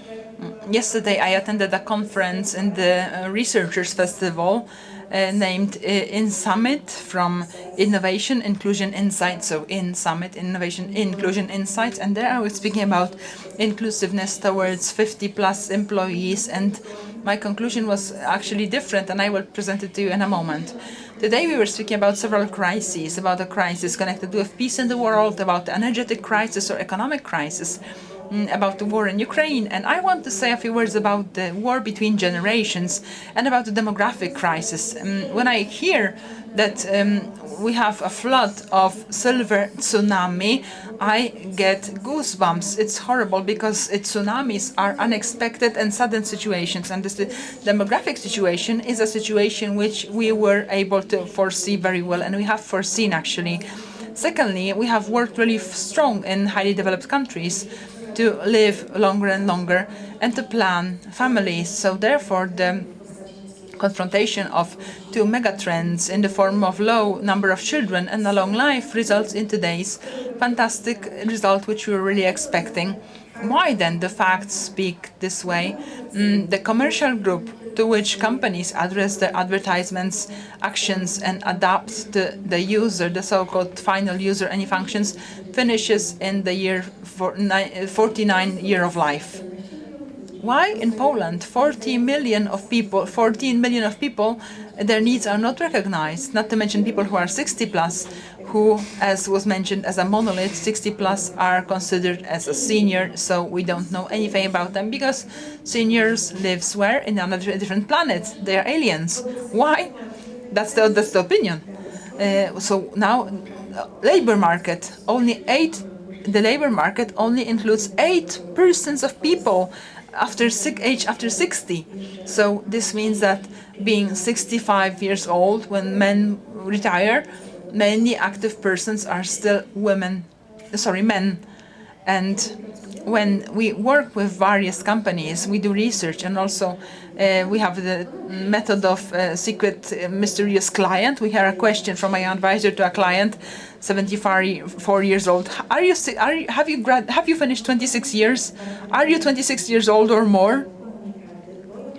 Marketers and those who produce messages are afraid to use the word senior. And today, you freely use this word talking about your age group. So they call you, for example, silvers, they call you silvers, or for example, they use some other names, and this sometimes is not understandable. We do experiments that we dress young advisors in the so-called geriatric suits. And sometimes it happens that these people cry. Sometimes these people say that they feel ashamed because they have not realized how a person at a certain age feels. That this can be a professor, it may be a bookkeeper, this may be an accountant or a parent, this may be anyone, because certain changes simply are specific for age. And I am a representative of the sandwich generation, the one whose children are adult, but still you have to support them. But I already know, and the children already know what progressing changes in parents are. Therefore, I have the right to say, professionally, I run institution for senioral economy. Our generation is extremely burdened with developing real dialogue between generations. Not dialogue in words, but dialogue which shall be based, first of all, on carrying the responsibility by particular generations. What is this based on? If the youth don't know the needs of the elderly, but are shouting to them, take the ID from your grandma, there were such actions because they vote in a way which we don't want. They don't know our needs. There are phrases like the elders have trashed our planet, and we want to invest in renewable energy. That's so hurting. On the other hand, the elderly say technologies develop faster than we get old. You leave us behind a wall, behind a closed door. Why, in the process of designing such solutions, also digital and websites, this is not attended by elderly people who could also say whether for them this is simply accessible. Therefore, the realistic war of generations is in progress, and I believe the conclusion for today is for us to, first of all, intergenerationally ask each other what are our needs towards the second generation, not expectations, needs, so that elderly people ask younger people, and also even younger people. We have now in the labor market even 6 generations happen, so alpha generation is entering the labor market, and the so-called silent generation, so the silent generation, so even older than was boomers, is still in the labor market. So we have a lot of generations that together should stand face to face and ask one another, what are your expectations towards this generation? And second stage should be studies which will ask this question. So what are the expectations of the Z generation towards boomers? What are towards X's and mutually? So this will be the basis for starting a realistic dialogue, without which I believe we won't cope with the challenges which are still ahead of us in the world. Thank you very much.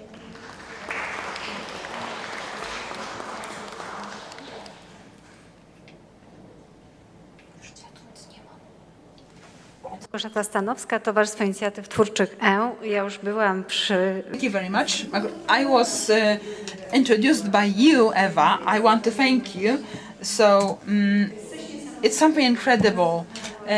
When I was listening to the previous speaker, I remember the text by Wisława Szymborska in Krakow. It's difficult not to quote it, who mentioned age as a gift of long life. So it's incredible gift when I was graduating and I was running some lectures. I believed every minute taken away from me from the referat is some big loss. So today, when I was entering this room, I knew that from several pages, just a few reflections would be left from my reflections. So Wiesia put the final conclusion. It's a very important solution, so I wanted to refer to the reports announced by Eva, the Association for Creative Initiatives in Collaboration, or perhaps otherwise Polish-American Foundation Freedom. We have with us Kamila Świątkiewicz, the program manager, and the program Universities of Third Age, Seniors in Action, a special program which since 2008 has been supporting various forms of activization, including the elderly and their voice into changing the world in local communities. And this year, the contest, which is coordinated Seniors in Action, is having its 15th anniversary of operation. You know that during jubilees frequently we reach for various evaluations, summing ups, summaries, and also we have decided to gather reflections of over 5,500 animators, seniors, creating this program, implementing various projects in the whole country. While gathering their reflections, we have noticed that this is not just time for summing up, but also we, first of all, wanted to have a perspective on the future. And when today I'm listening to what you're saying, the opinions of fantastic experts, congratulations for the organizers for selecting the topic of today's meeting. Respect, really. And I thought that, if something is supposed to be some value of our experience, what we have gained with age, then it is the ability to look at the future and enter dialogue with the young generation. When I was listening today to the first speech opening this conference, I realized that, and really it's my discovery of today, that dialogue between generations, which is the greatest determinant and indicator of our actions in the program Seniors in Action, has got a new challenge ahead of it. It should be a dialogue of values, and not a dialogue, intergenerational dialogue, because that already shares us somehow, but a dialogue of values. Searching for what can connect us and what can join us. When animators, seniors, female and male seniors, enter with their ideas and actions, our motto is world is changed by people who have passion. In the first phase, we asked them to perform a diagnosis of needs of the participants and the community. And I think that such a diagnosis, not only done by amateurs, social activists, but by institutions, decision makers, or people who create, for example, universities of third age. And here my experience is multi-annual. Well, it should be a point of reference for creating the offer and also for suggesting certain actions at universities, third age universities. Second challenge is obtaining partners institutionally, so-called allies. It is our voice as the participants of these actions should accompany the decision makers, local decision makers, in creating their social policies. One of the greatest achievements of this program, when I was reading the first results of surveys and evaluation studies, was the voice which shall remain in my heart forever. All the persons who have been running some actions, social actions in their communities, the greatest satisfaction for them was the feeling of being empowered. Perhaps for you it's something that is obvious. For me, it was a great value, which in my life I would like to point great attention to, so that each person, irrespectively of the age, social status, and have the possibility of empowerment where today they share their time, their life, their experience, and they want to co-create a local community. So, in this report, we have asked a question: what will be the world of seniors in 15 years? What will the seniors be in 15 years? What will their relationships be with the rest of the society, with other generations? Whether and how will the experience of perceiving elderly age change?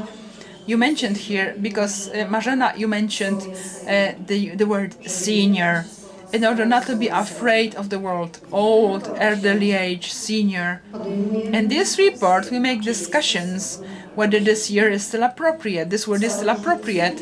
What differentiates us, 60-year-olds, from people, let's call them non-independent, who require support? Who are seniors? Whether actually this word is a word which is appropriate for today's active 60-year-olds? Among the factors of change which will impact, and it's important for us to be aware, especially aware of their impact. In the report, we indicate 6. Please not be afraid, I won't discuss the report. But yeah, first factor, which here in this room does not require any comment, so the aging of the society. Second factor is the increasing wealthiness and empowerment of women. It's a factor which in Poland, in a special way, is visible in the recent years. For several years, we've been observing a rapid growth of the number of women with university education who are socially engaged. Here with Professor Rauek, we've been discussing that this loneliness and exclusion many times affect men which are non-visible in the area of operation of social organizations. It's a topic of a different discussion, but yeah, very significant. Also among animators and of the CONTAS Seniors in Action, majority for years there was a domination of women. The problem of obesity as a social problem. We've been discussing today in one of the panels health. Only as a result of obesity, this gift of long life in the 50th year will start to change the other way around. The average length of life, due to the problems associated with that, will be shortening. Cities, which are becoming the default place of life. 75% of Polish seniors live in cities. In Europe, this percentage is much higher. So, progressing digitalization, robotization of life, and the response of us as consumers of these goods, or a lack of this response. The phrase, which is very legible in Poland, so it was better, it was already. It's going to be only worse. That's what we say in Poland sometimes. It's not just a journalist motto, but it transfers into the world of economy. And the Y generation can be the first one, which the earnings of which will be lower than the earnings of the previous generations. This was never happened in the past, and this may divide us. In order for it not to divide us, let's reach the value dialogue. Let's have a look at the world through the perspective of mega trends.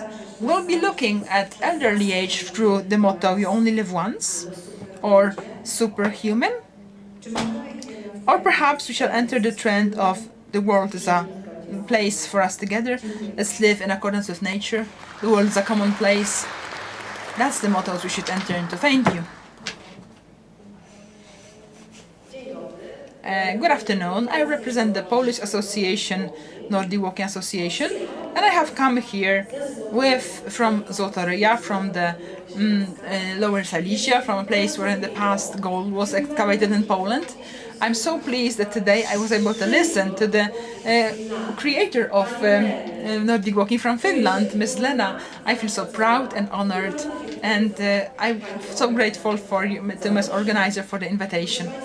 Ladies and gentlemen, I will be perhaps continuing this topic of started by Ms. Lena, because Nordic walking is something more.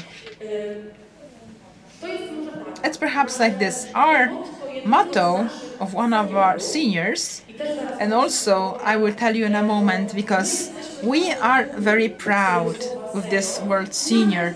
Even one of our projects is called Nordic Walking Senior. But our senior, our participant, has a motto. Remember, young and old, the point is to walk, to walk. In Poland is a word play, but this is the motto, elderly and young. The walk of life is to walk. When we announce the title of the project, we have telephones. Who can come? Can seniors come? Can I also come? That's how people call us, and that's what they ask. Never have we excluded anyone from our classes. We have grandmas, grandfathers, parents, grandchildren, mothers. So it's really a project for everybody, but it's called Nordic Walking Senior because we are proud of that we can collaborate with seniors, that we can learn from them.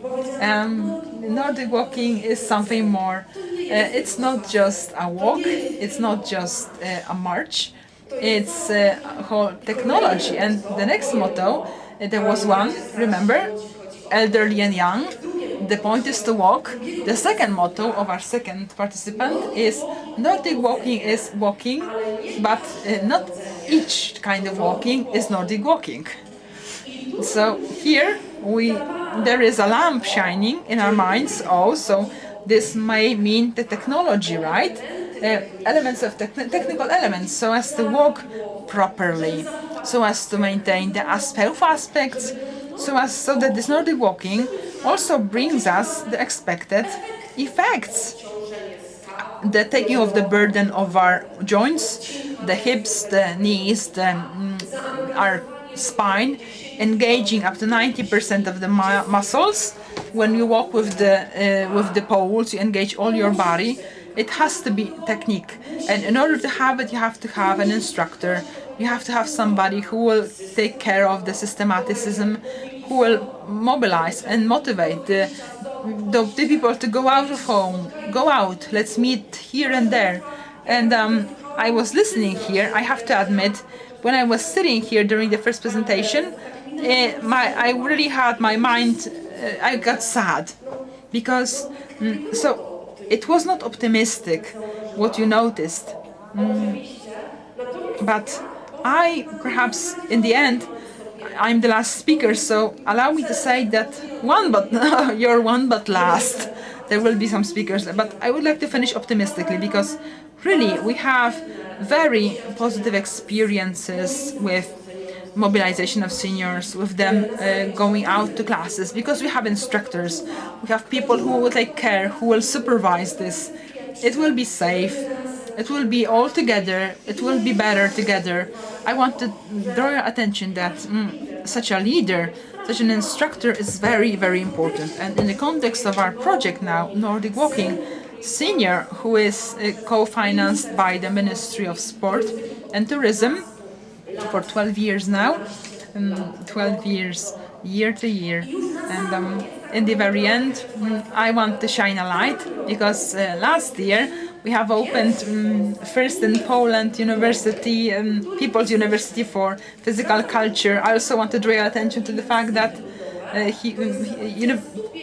civic universities is a tradition from Denmark, Norway, Finland, universities, people's universities, which work with the Grundtvig method, lifelong learning.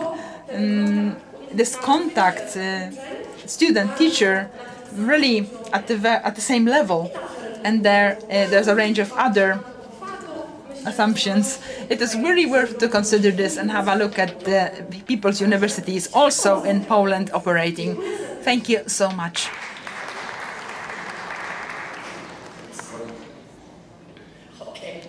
Okay. Proszę minutkę w Parlamencie Europejskim. Okay, today we've heard a lot about how we can support elderly people. We've heard how they can be active, the elderly can be active, about Olympic Games. We heard we've differentiated them with younger people, older people, seniors. I would like to say a word about these that are above 8 years old. There are many of them, and many of them still are active, and they help in home task chores, they help their neighbors,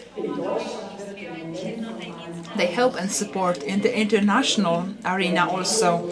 And the citizens which are above 8 years old are motivated in Germany to work as volunteers. Here we can also win an award for that. It's an initiative which is unfortunately not yet that popular. I hope that it will become more and more popular. Now, I'm really curious what it will look like, and that's why I also think that this is some idea for universities who could use also in other scopes. Ala Przepiórska-Ułaszewska, Hello, my name is Ada Marzyńska and I'm Fundację Via Salut. Foundation Via Salutis, which was founded by 3 years ago. Via Salutis means the road to health. And the main target we have established is education integration of persons, elderly persons, but very fast it proved that education integration of the elderly cannot only happen among the elderly, even though it's a very differentiated community since the year 60 to infinity of age, so with various needs, various experiences and possibilities of using these resources. But also actions, intergenerational actions. Today, for example, there is some theater play rehearsal before a play. And here I want to relate to what was mentioned by the madam from Association of Creative Initiatives about Values. We come from a city of Wałbrzych. It's a very multicultural city because after the Second World War, 18 communities and nationalities built this city. In one of the projects, we reached this topic. We created first a game, a board game, about multiculturality of the city, which was created by seniors from the beginning to the end, creating ceramic tiles, because also creating cards, playing games, creating game pawns. We created the logic of the game. We met experts. We had multicultural walks. And during the days of Wałbrzych, we opened this game. We invited students of high schools to meet seniors, and the seniors so created the game where I would say the mentors of multiculturality. So this value, this common values, and today before the spectacle, there is another rehearsal. We are creating a play about multicultural tenement house, and we have kids from primary school, we've got high school students, we've got people like me, so nearly 58 years old age, and seniors until the age of 82, because that's what our eldest participant is, her age, 82. And we have also addressed with our actions to educators, senior educators. We found that really there's a lack of this. Several years ago, I have graduated from postgraduate psychogerontology studies, but this is also not an offer for everyone. And it's an offer not practical enough to be able to say that I go out with this sensitivity, with these tools that are necessary in everyday work. I will just sum up to have a conclusion. My mentor, who is now dead, Krysia Lasek, which you perhaps knew, creator of the University of the Third Age in Świdnica, used to say that to me that yes, a person is a single-winged angel. In order for us to be able to fly, we need to hug one another in order to have two wings. And that's my conclusion, that we collaborate, universities with organizations, with local governments, so that we are not afraid to collaborate, so that we don't perceive each other as competition. Because this also is a very difficult topic, actually. Even seniors who belong to one organization already now have been annexed by this organization, so that we can together fly. Thank you very much. Thank you very much. One more speaker.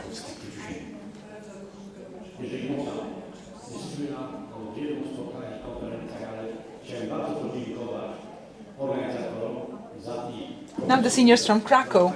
Thank you to the organizers, to the professors for fantastic lectures, which made us familiar with so many topics. We are practitioners, so we'll be so happy to use them.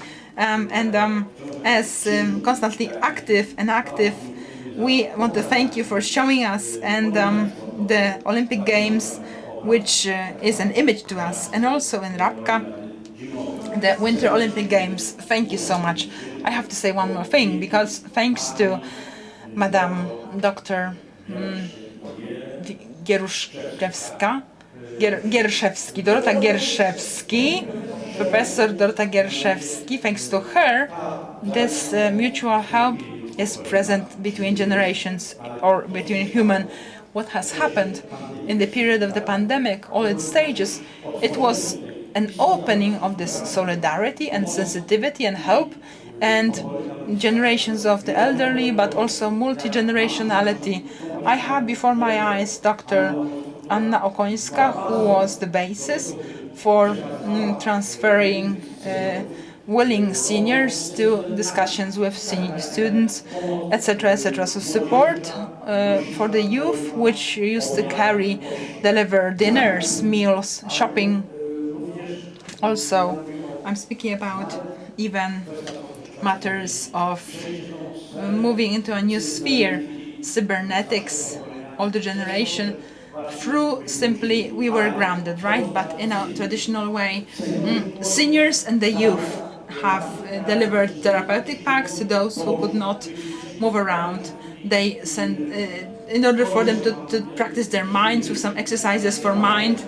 I thank you very much, Antoni, for the words of acknowledgement for our conference. Ladies and gentlemen, thank you very much to the participants of the panel. I think that we could now say, let's see each other, I don't know, perhaps in a year, and let's continue what we have started today in Krakow.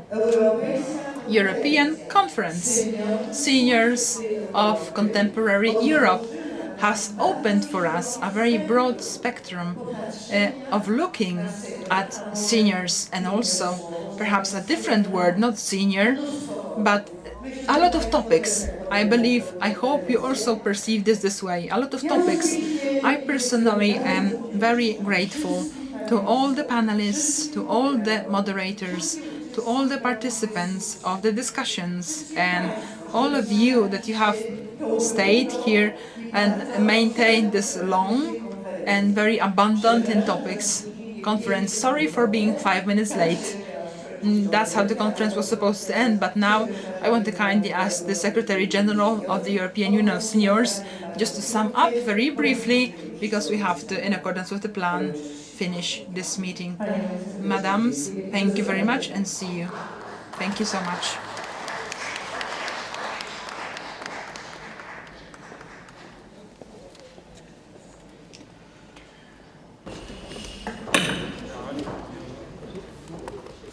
Thank you. For the third time today, I will try to shorten my introduction to respect the timetable. But I would at least say some words at the end of this conference. It was a long process to prepare this, and I would give a tribute to our President Van Hermans, who is not here, unfortunately, who invested a lot of time and energy also in the preparation of this conference. It was an exercise of cooperation between three organizations, and we had, let's say, to find an agreement on this, the content of the conference, on the speakers list, on a balanced speakers list, etc. And we had to learning to know each other in that process. But I think that this was a positive experience. I would say I will not try, let's say, to repeat all what was said today, but I would maybe some points for the future. There is spoken today about generations and intergenerational dialogue. intergenerational solidarity. But I heard also the concept of the war between generations. I have to say, I don't like it. Seniors don't like to speak about the war between generations. Seniors, they love, let us say, their children, their grandchildren. There is no war between parents and their children and their grandchildren. There is dialogue, there is solidarity, and we have to develop this solidarity and this dialogue. I think that this is a concept that we have to keep in mind and to take home. I think also that we have also for the future, and that's maybe also a theme also for the future, that is that in these times of crisis, of economic crisis, let us say, and of energy crisis, that we should have, let's say, enough attention for people in need. Also, let's say in the West, in Belgium, in the Netherlands, etc., in the United Kingdom, there are a lot of people suffering of this crisis, and also a hidden situation that we don't see. I think that we also, as senior associations, that we have to have a look at this. So these were two ideas that I would emphasize at the end of this conference. There were more, but okay, let me keep it by these two. At the end, I would thank some people. I think the co-organizers, the Polish Union of Seniors with Janusz Marszalek, also the Federation of Third Age Universities with Mrs. Borczyk. Thank you very much. And also the University of Krakow and his rector, and also, let's say, all the professors and academici who work together, let's say, with us today. I would also thank all the speakers, and especially those who respected their speakers' time. And I would also thank the interpreters who did a great job, I think.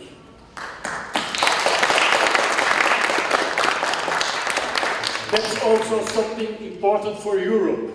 We need interpreters, but they do it in a good way, so that we understand, so that we can understand each other, and that's important. That's also important in Europe. And at the end, I would like to thank all of you. You are really courageous people to stay all the day in this meeting room, to listen to all these wise people coming to you and speak to you, your courage audience, and I would like to thank you for that. And I hope, let's say, that we can see each other at another occasion. Thank you very much.